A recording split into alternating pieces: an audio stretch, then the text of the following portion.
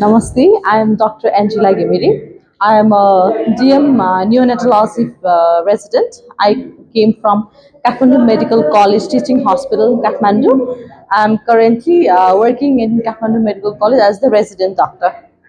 Certainly, because I work in neonatology, my chief workplace is in the neonatal ICU, and also the I have to go to receive babies in the labor room and also in the operation theater. So I do actually have to resuscitate babies on a daily basis.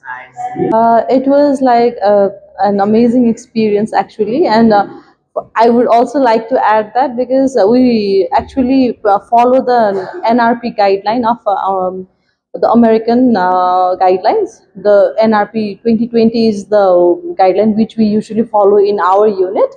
But as I came to this training, I got to know that this neonatal CPR which you practice in your country, so it is very much similar to what we are doing.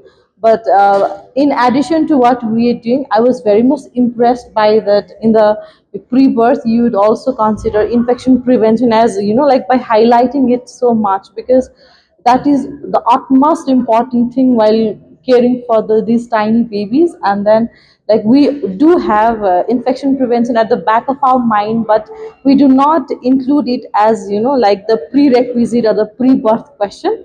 So that was really, that just clicked me in a very good way. So we like, though we are practicing infection prevention thing, but it was a very good practice to include that as well.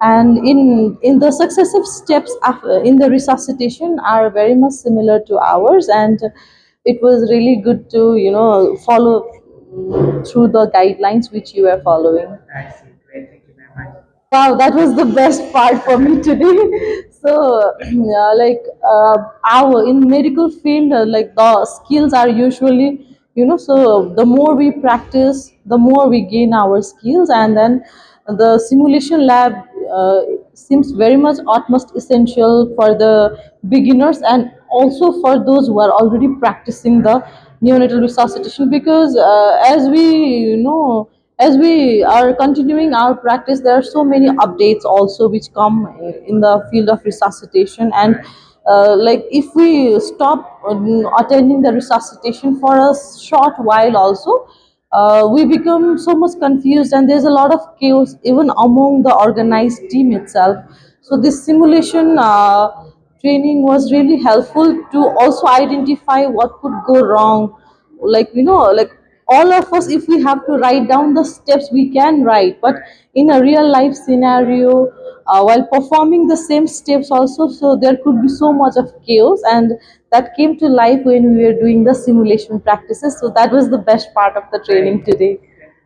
Okay, thank you so much.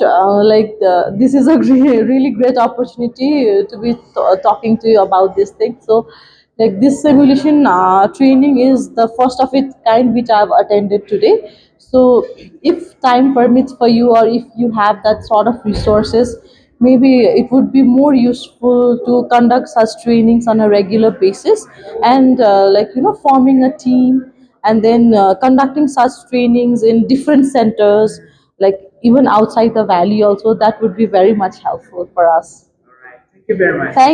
Thank you so much for the opportunity.